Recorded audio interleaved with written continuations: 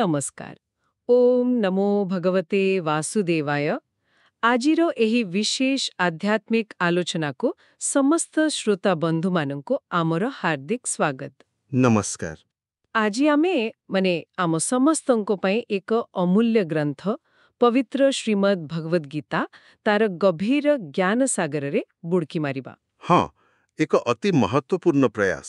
ବିଶେଷ କରି ଆମେ ଆଜି ଦ୍ୱିତୀୟ ଅଧ୍ୟାୟ, ଯାହାକୁ ସାଂଖ୍ୟ ଯୋଗ କୁହାଯାଏ, ତାର 31ତମ ଶ୍ଲୋକ ଉପରେ ଟିକେ ଗଭୀର ଭାବରେ ଆଲୋଚନା କରିବା। ହଁ, ଏ ଶ୍ଲୋକଟି ବହୁତ ଗୁରୁତ୍ୱପୂର୍ଣ୍ଣ।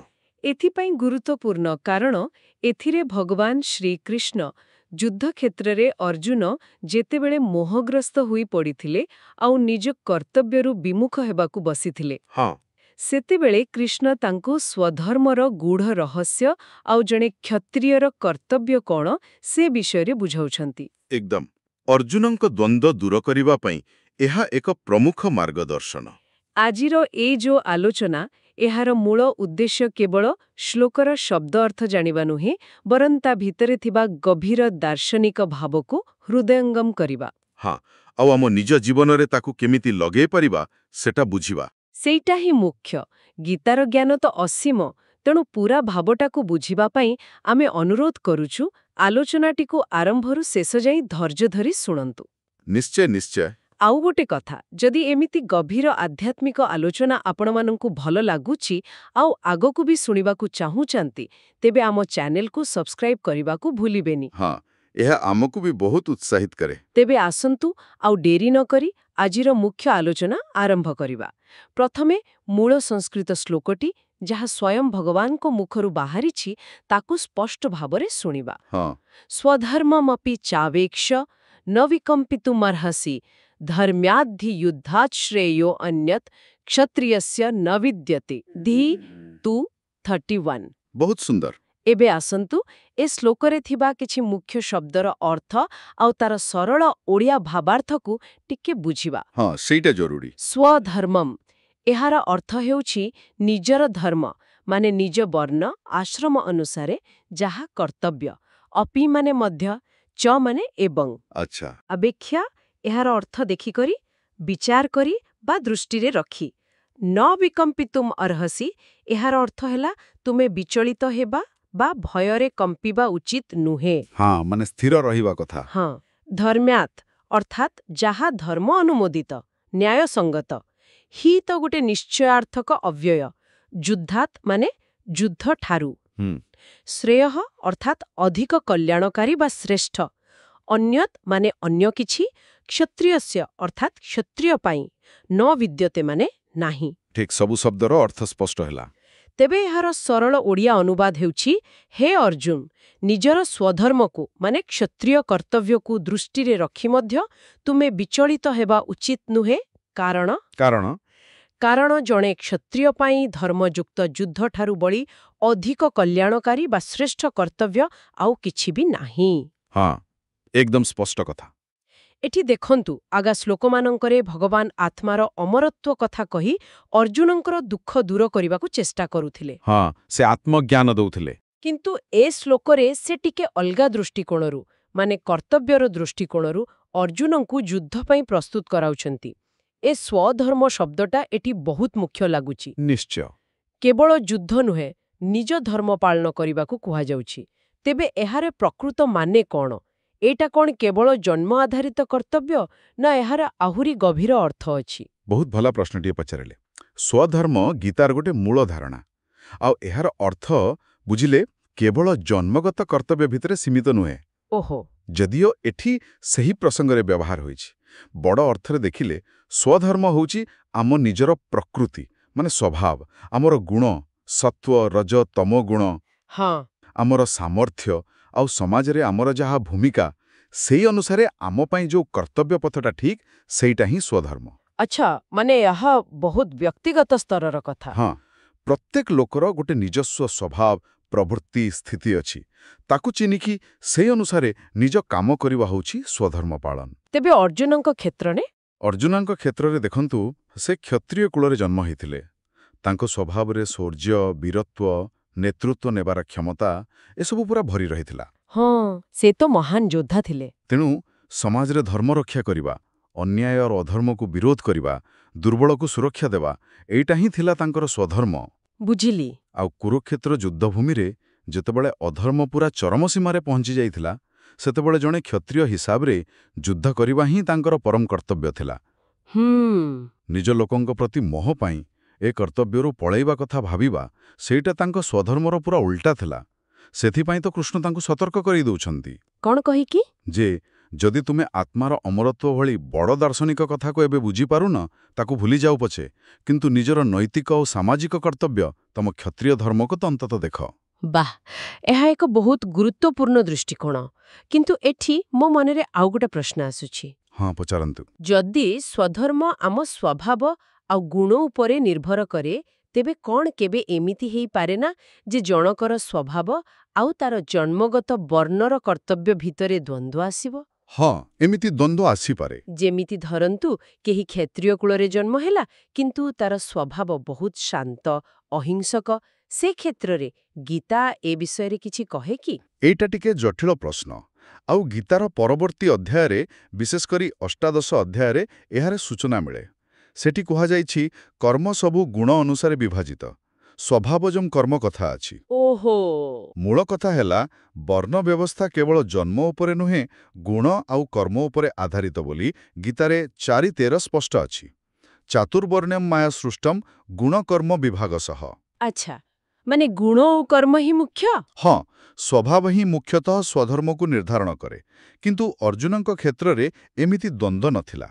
ତାଙ୍କ ସ୍ୱଭାବ ଆଉ କ୍ଷତ୍ରିୟ କର୍ତ୍ତବ୍ୟ ପୁରା ମିଶିକି ଥିଲା। ହଁ, ଠିକ୍। ତାଙ୍କର ଯୋଉ ବିଚଳନା ଥିଲା, ସେଟା କେବଳ ମୋହ ଯୋଗୁଁ ଥିଲା, ସ୍ୱଭାବଗତ ଅକ୍ଷମତା ପାଇଁ ନୁହେଁ। ବୁଝିଲେ।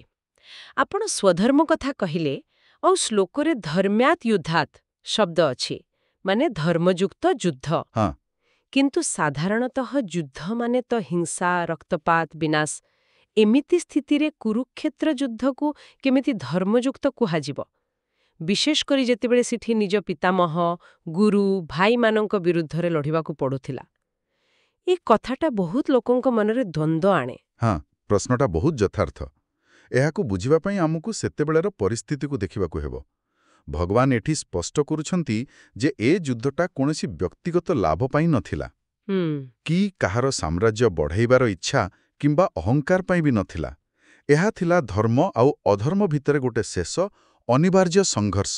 ମାନେ ଇଟ୍ ୱାଜ୍ ଇନେଭିଟେବଲ୍। ଏକଦମ। କୌରବ ପକ୍ଷ ଦୁର୍ଯ୍ୟୋଧନଙ୍କ ନେତୃତ୍ୱରେ କେତେ ପ୍ରକାର ଅଧର୍ମ ଅନ୍ୟାୟ କରୁଥିଲେ। ହଁ, ସେ କଥାଟା ତ ସମସ୍ତେ ଜାଣନ୍ତି। ଛଳନାରେ ପାଣ୍ଡବଙ୍କ ରାଜ୍ୟ ନେଇଗଲେ, ବନବାସ ପଠେଇଲେ, ଭରା ସଭାରେ ଦ୍ରୌପଦୀଙ୍କୁ ଅପମାନିତ କଲେ, ଆଉ ଶେଷରେ ଯୁଦ୍ଧ ବନ୍ଦ କରିବା ପାଇଁ ଶ୍ରୀକୃଷ୍ଣ ନିଜେ ଶାନ୍ତିଦୂତ ହୋଇ ଯାଇଥିଲେ ବି ଦୁର୍ଯ୍ୟୋଧନ ଟିକେ ବି ଜାଗା ଦେବାକୁ ମନା କରିଦେଲେ। ହଁ, ସୁଚଗ୍ର ମେଦିନୀ କଥା। ହଁ, ଏଥିରୁ ସ୍ପଷ୍ଟ ଜଣାପଡ଼ୁଥିଲା ଯେ ସେମାନେ ଅଧର୍ମ ବାଟରେ ଏତେ ଆଗକୁ ପଢ଼ିଥିଲେ ଯେ ଆଉ ଫେରିବାର ବାଟ ନଥିଲା। ଆଚ୍ଛା। ଏମିତି ପରିସ୍ଥିତିରେ ଯେତେବେଳେ ଶାନ୍ତିର ସବୁ ରାସ୍ତା ବନ୍ଦ ହୋଇଯାଏ, ସେତେବେଳେ ଧର୍ମକୁ ପୁଣି ସ୍ଥାପନ କରିବା ପାଇଁ, ନ୍ୟାୟ ପାଇଁ ଆଉ ସମାଜର ଭଲ ପାଇଁ ଶେଷ ଅସ୍ତ୍ର ହିସାବରେ ଯୁଦ୍ଧ ହିଁ ଗୋଟିଏ ବାଟ ଥାଏ। ଓହୋ। ଏହା ଧର୍ମର ସୁରକ୍ଷା ପାଇଁ ଉଦ୍ଦିଷ୍ଟ ଥିଲା। ସେଥିପାଇଁ ଏହା ଧର୍ମ୍ୟ ଯୁଦ୍ଧ। ଆଉ ସମ୍ପର୍କୀୟଙ୍କ କଥା? ହଁ, ସାମ୍ନାରେ ଥିବା ଲୋକମାନେ ସମ୍ପର୍କୀୟ ହେଇପାରନ୍ତି, କିନ୍ତୁ ଯେହେତୁ ସେମାନେ ଅଧର୍ମ ପକ୍ଷରେ ଥିଲେ, ତାଙ୍କ ବିରୁଦ୍ଧରେ ଲଢ଼ିବା ଧର୍ମସଙ୍ଗତ ଥିଲା। ଅର୍ଥାତ୍ ଏଠି ବ୍ୟକ୍ତିଗତ ସମ୍ପର୍କଠୁ ବଡ଼ ଥିଲା ଧର୍ମ ସ୍ଥାପନାର ଆଦର୍ଶ। ଏକଦମ। ଏହା ନିଶ୍ଚୟ ଗୋଟେ କଠିନ ସତ୍ୟ, ମାନିବାକୁ କଷ୍ଟ ହେଇପାରେ, କିନ୍ତୁ ଧର୍ମ ରକ୍ଷା ପାଇଁ ଜରୁରୀ ଥିଲା ବୋଲି ବୁଝାପଡ଼ୁଛି। ହଁ। ଏବେ କୁହନ୍ତୁ, ଏହି ଧର୍ମଯୁଦ୍ଧ ଜଣେ କ୍ଷତ୍ରିୟ ପାଇଁ ଏତେ ଶ୍ରେଷ୍ଠ ବା କଲ୍ୟାଣକାରୀ ବୋଲି କାହିଁକି କୁହାଗଲା? କ୍ଷତ୍ରିୟର କର୍ତ୍ତବ୍ୟ ବିଷୟରେ ଶାସ୍ତ୍ରରେ ଆଉ କ'ଣ କୁହାଯାଇଛି? ଏହା ବି ଗୋଟେ ମୁଖ୍ୟ କଥା। ଆମର ଯୋଉ ପୁରୁଣା ସମାଜ ବ୍ୟବସ୍ଥା ଥିଲା, ବର୍ଣ୍ଣାଶ୍ରମ, ସେଇଟା ସମାଜକୁ ସୁରୁଖୁରୁରେ ଚଲାଇବା ପାଇଁ କାମର ବିଭାଜନ ଉପରେ ତିଆରି ହେଇଥିଲା। ହଁ, 4 ବର୍ଣ୍ଣ। ହଁ, ପ୍ରତ୍ୟେକ ବର୍ଣ୍ଣ ପାଇଁ ନିଜର କିଛି ନିର୍ଦ୍ଦିଷ୍ଟ କର୍ତ୍ତବ୍ୟ ବା ଧର୍ମ ଥିଲା। ବ୍ରାହ୍ମଣଙ୍କ ପାଇଁ ଜ୍ଞାନ ଅର୍ଜନ, ପଢ଼େଇବା, ଯଜ୍ଞ କରିବା, ବୈଶ୍ୟଙ୍କ ପାଇଁ ଚାଷ, ଗୋପାଳନ, ବେପାର, ଶୂଦ୍ରଙ୍କ ପାଇଁ ସେବା, ଆଉ କ୍ଷତ୍ରିୟ? ଆଉ କ୍ଷତ୍ରିୟଙ୍କ ପାଇଁ ଶୌର୍ଯ୍ୟ ଦେଖାଇବା, ଯୁଦ୍ଧ କରିବା, ପ୍ରଜାଙ୍କୁ ଶାସନ ଆଉ ସୁରକ୍ଷା ଦେବା ମୁଖ୍ୟ କର୍ତ୍ତବ୍ୟ ଥିଲା। ଏଇଟା ତାଙ୍କର ସ୍ୱଭାବ ଆଉ ସାମର୍ଥ୍ୟ ଅନୁସାରେ ଥିଲା। ଆଚ୍ଛା। ତେଣୁ ଜଣେ କ୍ଷତ୍ରିୟ ପାଇଁ ଧର୍ମ ରକ୍ଷା ପାଇଁ ଯୁଦ୍ଧ କରିବା ଖାଲି ଗୋଟେ କାମ ନୁହେଁ, ଏଇଟା ତାଙ୍କର ସବୁଠୁ ବଡ଼ ଧର୍ମ, ତାଙ୍କର ପରିଚୟ। ଓହୋ। ଯଦି ଜଣେ କ୍ଷତ୍ରିୟ ଧର୍ମଯୁଦ୍ଧର ସୁଯୋଗ ପାଇବି ଭୟ କି ମୋହରେ ସେଥିରୁ ପଳେଇଯାଏ, ତାହେଲେ ସେ ଖାଲି ନିଜ କ୍ଷତ୍ର ଧର୍ମର ଅପମାନ କରେନି, ଆଉ କ'ଣ କରେ? ସେ ପୁରା ସମାଜକୁ ଅସୁରକ୍ଷିତ କରିଦିଏ। ନିଜର ଯଶ କୀର୍ତ୍ତି ହରାଏ ଆଉ ପାପର ଭାଗୀ ହୁଏ ବୋଲି ଶାସ୍ତ୍ର କୁହେ। ଆଚ୍ଛା, ଏତେ କଥା। ଆଉ ଏହାର ଓଲଟା, ଯଦି ସେ ଧର୍ମଯୁଦ୍ଧରେ ବୀରଗତି ପାଏ ତାହେଲେ ସ୍ୱର୍ଗ ଯାଏ, ଆଉ ଯଦି ଜିତେ ତେବେ ପୃଥିବୀରେ ଯଶ ଆଉ ରାଜ୍ୟ ଭୋଗ କରେ। ସେଥିପାଇଁ ତ କୃଷ୍ଣ ଅର୍ଜୁନଙ୍କୁ କହୁଛନ୍ତି ଯେ ଏ ଯୁଦ୍ଧ ତାଙ୍କ ପାଇଁ ଗୋଟେ ଆପେ ଆପେ ଆସିଥିବା ସ୍ୱର୍ଗର ଖୋଲା ଦ୍ୱାର ପରି। ପର ଶ୍ଲୋକରେ ଅଛି ଯଦୃଚ୍ଛୟା ଚୋପପନ୍ନମ୍ ସ୍ୱର୍ଗଦ୍ୱାରମ୍ ଅପାବୃତମ୍। ଓହୋ, ସ୍ୱର୍ଗର ଦ୍ୱାର? ହଁ, ଏଇଟା ତାଙ୍କ ପାଇଁ କର୍ତ୍ତବ୍ୟ, ସୁଯୋଗ ଆଉ ପୁଣ୍ୟ, ଏ ତିନିଟାର ଗୋଟେ ଅପୂର୍ବ ମିଳନ। ଏହାକୁ ହାତଛଡ଼ା କରିବା ତାଙ୍କ ପାଇଁ ସବୁଠୁ ବଡ଼ ଭୁଲ ହେବ। କିନ୍ତୁ ଏସବୁ ଯୁକ୍ତି ତ ଅଛି, ହେଲେ ଅର୍ଜୁନ ତ ସେତେବେଳେ ଗଭୀର ଦ୍ୱନ୍ଦ୍ୱରେ ଥିଲେ। ହଁ, ମାନସିକ ସ୍ତରରେ ବହୁତ ଅଶାନ୍ତ ଥିଲେ। ତାଙ୍କ ସାମ୍ନାରେ ତାଙ୍କ ପୂଜ୍ୟ ପିତାମହ ଭୀଷ୍ମ, ଯାହାଙ୍କ କୋଳରେ ଖେଳି ବଢ଼ିଥିଲେ, ତାଙ୍କ ଗୁରୁ ଦ୍ରୋଣାଚାର୍ଯ୍ୟ, ଯାହାଙ୍କଠାରୁ ଅସ୍ତ୍ର ଶିଖିଥିଲେ, ଆଉ ନିଜ ଭାଇ, ବନ୍ଧୁ, ସମ୍ପର୍କୀୟ। ହଁ, ଏ ସମ୍ପର୍କର ମୋହ ବହୁତ ଶକ୍ତିଶାଳୀ।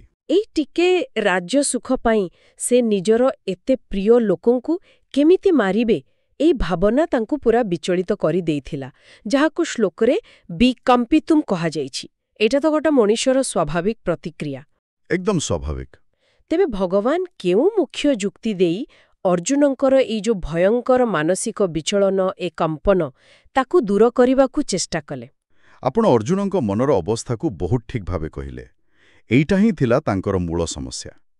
ଗୀତାରେ ଯାହାକୁ କାର୍ପଣ୍ୟ ଦୋଷ ମାନେ ଦୀନତା ଆଉ ମୋହ କୁହାଯାଇଛି, ହଁ, ଏଠି ଭଗବାନ ଶ୍ରୀକୃଷ୍ଣ ଜଣେ ବହୁତ ବଡ଼ ମନସ୍ତତ୍ତ୍ୱବିଦ୍ ପରି କାମ କରୁଛନ୍ତି।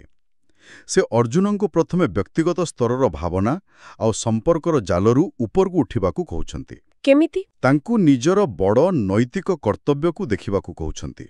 ସେ ବୁଝାଉଛନ୍ତି ଯେ ଯୁଦ୍ଧ କରିବାର ନିଷ୍ପତ୍ତି ତାଙ୍କର ନିଜସ୍ୱ ରାଗ ବା ଇଚ୍ଛାରୁ ଆସିନି। ଆଚ୍ଛା। ସେ କେବଳ ଧର୍ମ ସଂସ୍ଥାପନାର ଯୋଉ ବଡ଼ କାମ, ସେଥିରେ ଗୋଟେ ମାଧ୍ୟମ, ଗୋଟେ ନିମିତ୍ତ ମାତ୍ର। ପରେ କହିବେ ନିମିତ୍ତ ମାତ୍ରମ୍ ଭବ ସବ୍ୟସାଚିନ୍। ହଁ, 11 ଅଧ୍ୟାୟରେ ଯେଉଁମାନେ ଯୁଦ୍ଧଭୂମିରେ ତାଙ୍କ ସାମ୍ନାରେ ଅଛନ୍ତି, ସମ୍ପର୍କରେ ଯେତେ ପୂଜ୍ୟ ବା ପ୍ରିୟ ହୁଅନ୍ତୁ ପଛେ, ସେମାନେ ନିଜ ଇଚ୍ଛାରେ ଅଧର୍ମ ପକ୍ଷରେ ଅଛନ୍ତି ଆଉ ଧର୍ମ ସ୍ଥାପନା ବାଟରେ ବାଧା ସାଜିଛନ୍ତି। ତେଣୁ ଧର୍ମର ଜୟ ପାଇଁ ତାଙ୍କ ବିରୁଦ୍ଧରେ ଯୁଦ୍ଧ କରିବା ଜରୁରୀ। ମାନେ ଏହା ବ୍ୟକ୍ତିଗତ ହତ୍ୟା ନୁହେଁ? ନାଇଁ, ଏହା ଅଧର୍ମୀ ଶକ୍ତିର ବିନାଶ। କୃଷ୍ଣ ଅର୍ଜୁନଙ୍କୁ ବାରମ୍ବାର ମନେ ପକାଇ ଦେଉଛନ୍ତି ଯେ ସେ ଖାଲି ଶରୀର ନୁହନ୍ତି, ସେ ଅମର ଆତ୍ମା। ହଁ, ଦ୍ୱିତୀୟ ଅଧ୍ୟାୟର ଆରମ୍ଭରୁ ସେଇ କଥା କହୁଛନ୍ତି। ହଁ, ସେମିତି ତାଙ୍କ ସାମ୍ନାରେ ଥିବା ଲୋକମାନେ ବି ମୂଳତଃ ଅମର ଆତ୍ମା। ଶରୀର ତ ନାଶ ହେବ, ତେଣୁ ଏହି ଶାରୀରିକ ସମ୍ପର୍କର ମୋହକୁ ଛାଡ଼ି ନିଜର ଶାଶ୍ୱତ କର୍ତ୍ତବ୍ୟ ଉପରେ ଧ୍ୟାନ ଦେବା ଦରକାର। ୱାଃ, କେତେ ସୁନ୍ଦର ଭାବେ ବୁଝେଇଛନ୍ତି। ଏମିତି ଭାବରେ ସେ ଅର୍ଜୁନଙ୍କ ଦୃଷ୍ଟିକୋଣକୁ ବ୍ୟକ୍ତିଗତ ସ୍ତରରୁ ଉଠେଇ ଗୋଟେ ନୈତିକ ଆଉ ଆଧ୍ୟାତ୍ମିକ ସ୍ତରକୁ ନେଇଯାଉଛନ୍ତି। ଏହା ପ୍ରକୃତରେ ଏକ ଗଭୀର ଦାର୍ଶନିକ ଆଉ ମନସ୍ତାତ୍ତ୍ୱିକ ଉପଚାର। ଏ ତ ଗଲା ମହାଭାରତ ଯୁଗ ଆଉ ଅର୍ଜୁନଙ୍କ କଥା। ହଁ, କିନ୍ତୁ ଆଜିର ଯୁଗରେ, ଏକବିଂଶ ଶତାବ୍ଦୀରେ, ଯୋଉଠି ସମାଜ ବଦଳି ଯାଇଛି, ପୁରୁଣା ବର୍ଣ୍ଣ ବ୍ୟବସ୍ଥା ସେମିତି ନାହିଁ, ଆଉ ଆମ ଭିତରୁ ଅଧିକାଂଶ ଲୋକଙ୍କୁ କୁରୁକ୍ଷେତ୍ର ପରି ଯୁଦ୍ଧ ଲଢ଼ିବାକୁ ପଡ଼େନି। ହଁ, ଆମ ଜୀବନ ଅଲଗା। ସେଠି ଏହି ସ୍ୱଧର୍ମର ଧାରଣା ଆମ ପରି ସାଧାରଣ ଲୋକଙ୍କ ପାଇଁ କେମିତି ପ୍ରାସଙ୍ଗିକ ହେବ? ଆମେ ଏ ଶ୍ଲୋକରୁ ଆଜି ପାଇଁ କ'ଣ ଶିକ୍ଷା ପାଇପାରିବା? ଏଇଟା ବୋଧେ ସବୁଠୁ ଗୁରୁତ୍ୱପୂର୍ଣ୍ଣ ପ୍ରଶ୍ନ। ଏ ପୁରୁଣା ଜ୍ଞାନର ଆଜି କ'ଣ ମୂଲ୍ୟ? ହଁ, ଯଦିଓ ଶ୍ଲୋକଟା ସିଧା ଅର୍ଜୁନ ଜଣେ କ୍ଷତ୍ରିୟଙ୍କୁ କୁହାଯାଇଛି, ଏହାର ମୂଳ କଥାଟା ସମସ୍ତଙ୍କ ପାଇଁ, ସବୁ ସମୟ ପାଇଁ ଲାଗୁ। ଆଚ୍ଛା। ସ୍ୱଧର୍ମର ଧାରଣା କେବଳ କ୍ଷତ୍ରିୟଙ୍କ ପାଇଁ ନୁହେଁ, ଆମ ସମସ୍ତଙ୍କ ପାଇଁ। ଆଜିର ସମୟରେ ସ୍ୱଧର୍ମ ମାନେ ଆମ ନିଜ ନିଜର ଦାୟିତ୍ୱ, କର୍ତ୍ତବ୍ୟ, ଆମ ଭୂମିକା। ଯେମିତି? ଯାହା ଆମ ସ୍ୱଭାବ, ଆମ ପାଠପଢ଼ା, ଆମ ଚାକିରି ବା ବ୍ୟବସାୟ, ଆମ ପଦବୀ, ସମାଜରେ ଆମ ସ୍ଥିତି ଆଉ ଆମ ଜୀବନର ଲକ୍ଷ୍ୟ ଅନୁସାରେ ଠିକ୍ ହୁଏ। କିଛି ଉଦାହରଣ ଦେଉଛି। ହଁ, ଦିଅନ୍ତୁ। ଜଣେ ଶିକ୍ଷକର ସ୍ୱଧର୍ମ ହେଲା ନିଷ୍ଠା ଆଉ ସଚ୍ଚୋଟତାର ସହ ପିଲାଙ୍କୁ ପାଠ ପଢ଼ାଇବା, ତାଙ୍କ ଚରିତ୍ର ଗଢ଼ିବା, ଭଲ ମଣିଷ ହେବାକୁ ବାଟ ଦେଖାଇବା। ଠିକ୍। ଜଣେ ଡାକ୍ତର ବା ସ୍ୱାସ୍ଥ୍ୟକର୍ମୀର ସ୍ୱଧର୍ମ ହେଲା ନିଃସ୍ୱାର୍ଥ ଭାବରେ ରୋଗୀଙ୍କ ସେବା କରିବା, ତାଙ୍କ କଷ୍ଟ କମେଇବାକୁ ଚେଷ୍ଟା କରିବା। ଜଣେ ସୈନିକ ବା ସୁରକ୍ଷାକର୍ମୀର ସ୍ୱଧର୍ମ ହେଲା ଦେଶର ସୀମା ଆଉ ଲୋକଙ୍କୁ ସୁରକ୍ଷା ଦେବା। ଏଥିପାଇଁ ନିଜ ଜୀବନ ଦେବାକୁ ବି ପଛେଇବା ନାହିଁ। ଜଣେ ବାପା ବା ମାଙ୍କ ସ୍ୱଧର୍ମ ହେଲା ନିଜ ପିଲାଙ୍କୁ ସ୍ନେହରେ ପାଳିବା, ପଢ଼େଇବା ଆଉ ସବୁଠୁ ବଡ଼ କଥା ଭଲ ସଂସ୍କାର ଦେଇ ମଣିଷ କରିବା। ଏକ୍ଜାକ୍ଟଲି। ଜଣେ କର୍ମଚାରୀର ସ୍ୱଧର୍ମ ହେଲା ନିଜ ଅଫିସ ପ୍ରତି ବିଶ୍ୱସ୍ତ ରହି ନିଜ କାମ ଠିକରେ କରିବା। ଜଣେ ବେପାରୀର ସ୍ୱଧର୍ମ ହେଲା ସଚ୍ଚୋଟତାର ସହ ବେପାର କରିବା, ଲୋକଙ୍କୁ ନ ଠକିବା। ବହୁତ ଭଲ ଉଦାହରଣ। ଏମିତି ଅନେକ ଉଦାହରଣ ଅଛି।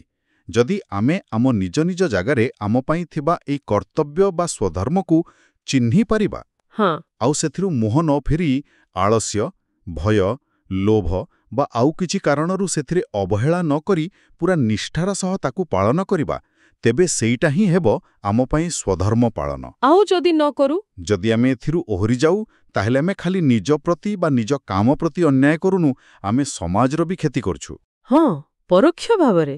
ଆଉ ଏମିତି ଜୀବନରେ ଅସନ୍ତୋଷ, ଅଶାନ୍ତି ଲାଗେ, ଯେମିତି ଜୀବନଟା ବେକାର, ଏମିତି ଭାବନା ଆସିବା ସ୍ୱାଭାବିକ। ତେଣୁ ନିଜ ସ୍ୱଧର୍ମକୁ ଚିହ୍ନି ତାକୁ ନିଷ୍ଠା ଆଉ ସାହସର ସହ ପାଳନ କରିବା ହିଁ ଆଜିର ଯୁଗରେ ଏ ଶ୍ଲୋକର ସବୁଠୁ ବଡ଼ ଶିକ୍ଷା। ଏହା ପ୍ରକୃତରେ ଆଖି ଖୋଲିଦେଲା ପରି ବ୍ୟାଖ୍ୟା। ସତରେ ଗୀତାର ଶିକ୍ଷା କୌଣସି ଗୋଟେ ଯୁଗ ବା ଗୋଟେ ବର୍ଗ ପାଇଁ ନୁହେଁ। ଏହା ସବୁ ମଣିଷ ପାଇଁ, ସବୁବେଳ ପାଇଁ। ଏକଦମ। କିନ୍ତୁ ଏଠି ଆଉ ଗୋଟେ ପ୍ରଶ୍ନ। ଆଜିକାଲିର ଏଇ ଯୋଉ ଜଟିଳ ସମାଜ, ଯେଉଁଠି ସବୁବେଳେ ସବୁକିଛି ବଦଳୁଛି, ଯେଉଁଠି ପୁରୁଣା ଭୂମିକା ଆଉ ନୂଆ ଇଚ୍ଛା ଭିତରେ ଦ୍ୱନ୍ଦ୍ୱ ଲାଗୁଛି, ହଁ, ଏ ସମସ୍ୟା ଅଛି। ସେଠି ଜଣେ ଲୋକ ନିଜର ପ୍ରକୃତ ସ୍ୱଧର୍ମ କ'ଣ ସେଇଟା କେମିତି ଚିହ୍ନିବ? ଏଥିପାଇଁ କିଛି ବାଟ ଅଛି କି? ହଁ, ନିଶ୍ଚିତ ଭାବରେ ଏଇଟା ଗୋଟେ ବଡ଼ ଚ୍ୟାଲେଞ୍ଜ। ନିଜର ପ୍ରକୃତ ସ୍ୱଧର୍ମ ଚିହ୍ନିବା ପାଇଁ କିଛି ବାଟ ଅଛି। ପ୍ରଥମ କଥା ହେଲା ନିଜକୁ ନିରୀକ୍ଷଣ କରିବା, ନିଜ ଭିତରକୁ ଦେଖିବା। ଆତ୍ମଚିନ୍ତନ? ହଁ, ଆତ୍ମଚିନ୍ତନ। ଆମର ସହଜ ପ୍ରବୃତ୍ତି କ'ଣ? କୋଉ କାମ କଲେ ଆମକୁ ନିଜକୁ ଖୁସି ଲାଗେ ଆଉ ଆମେ ଭଲ ବି କରିପାରୁ? ଆମର ମୂଲ୍ୟବୋଧ କ'ଣ? ଦ୍ୱିତୀୟରେ, ସାଧୁସନ୍ଥ, ଗୁରୁଜନ ଆଉ ଶାସ୍ତ୍ରର ମାର୍ଗଦର୍ଶନ ବି ସାହାଯ୍ୟ କରିପାରେ।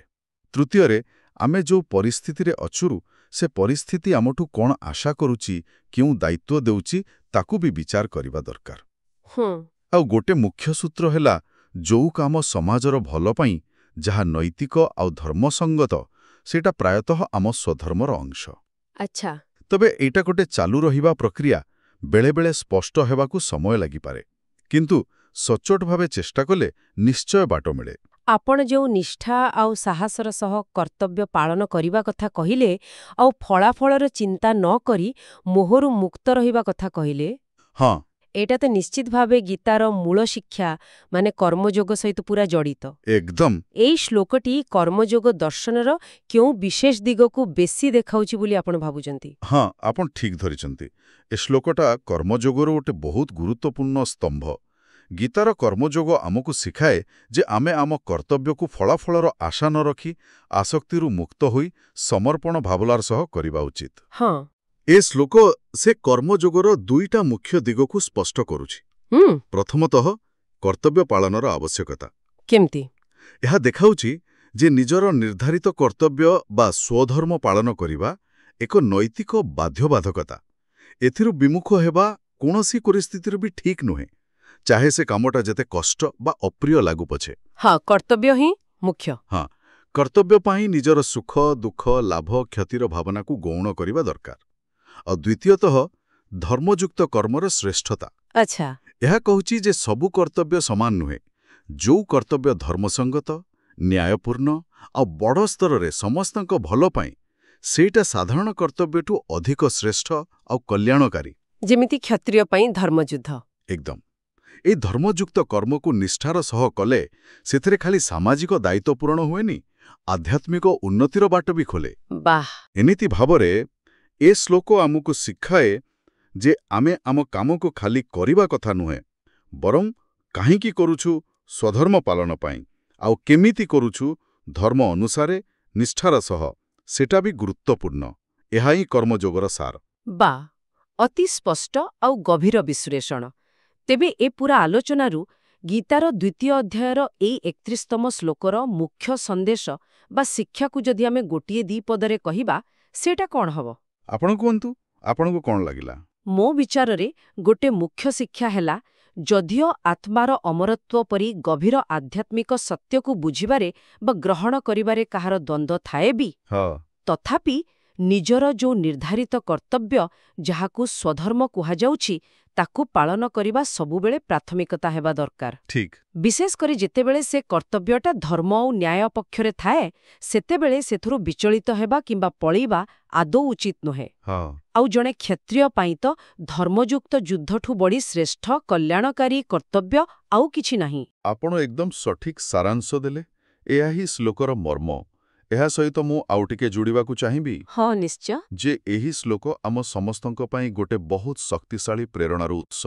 ଏହା ଆମକୁ ଶିଖାଏ ଯେ ଜୀବନରେ ଆମେ ଯୋଉ ବି ଭୂମିକାରେ ଅଛୁ, ଜଣେ ସନ୍ତାନ, ପିତାମାତା, ଛାତ୍ର, କର୍ମଜୀବୀ, ନାଗରିକ, ଆମ ସମସ୍ତଙ୍କର କିଛି ନିର୍ଦ୍ଦିଷ୍ଟ ଦାୟିତ୍ୱ, କର୍ତ୍ତବ୍ୟ ଅଛି। ସେଇ ସ୍ୱଧର୍ମକୁ ପ୍ରଥମେ ଚିହ୍ନିବା ଦରକାର। ଆଉ ତାପରେ ସବୁ ପ୍ରକାରର ବାହାର ବାଧା ଓ ଭିତରର ଦ୍ୱନ୍ଦ୍ୱ, ଯେମିତି ଭୟ, ସନ୍ଦେହ, ମୋହ, ଆଳସ୍ୟ, ଏସବୁକୁ ପାର କରି ପୁରା ନିଷ୍ଠା, ଉତ୍ସାହ ଆଉ ସାହସର ସହିତ ତାକୁ ପାଳନ କରିବା। ଏଇଟା ହିଁ ପ୍ରକୃତ ସାର୍ଥକ, ସନ୍ତୁଳିତ, ସମ୍ମାନଜନକ ଆଉ ଶେଷରେ ଆନନ୍ଦମୟ ଜୀବନ ବଞ୍ଚିବାର ରହସ୍ୟ। କେତେ ସୁନ୍ଦର ଆଉ ପ୍ରେରଣାଦାୟକ କଥା। ଆଶା କରୁଛି ଆଜିର ଏହି ଆଲୋଚନା ଆମ ସମସ୍ତ ଶ୍ରୋତାବନ୍ଧୁମାନଙ୍କୁ ନିଜ ନିଜ ଜୀବନର କର୍ତ୍ତବ୍ୟ ପଥକୁ ଚିହ୍ନି ସେଥିରେ ଦୃଢ଼ ଭାବରେ ଆଗେଇବା ପାଇଁ ନିଶ୍ଚୟ ପ୍ରେରଣା ଦେବ। ନିଶ୍ଚୟ ଦେବ। ଆଉ ଏହା ଆମକୁ ଗୋଟେ କଥା ଭାବିବାକୁ ବାଧ୍ୟ କରୁଛି। କ'ଣ? ଯଦି କେବେ ଆମ ନିଜ ବିବେକ ଅନୁସାରେ ଆମର ସ୍ୱଧର୍ମ, ସମାଜର ଚଳଣି କିମ୍ବା କର୍ତ୍ତୃପକ୍ଷଙ୍କ ନିର୍ଦ୍ଦେଶ ସହ ମେଳ ନ ଖାଏ, ମାନେ ସଂଘର୍ଷ ହୁଏ, ଏମିତି ସ୍ଥିତି ଆସିପାରେ। ସେମିତି ସ୍ଥିତିରେ ଆମର ପ୍ରକୃତ କର୍ତ୍ତବ୍ୟ କ'ଣ ହେବା ଉଚିତ?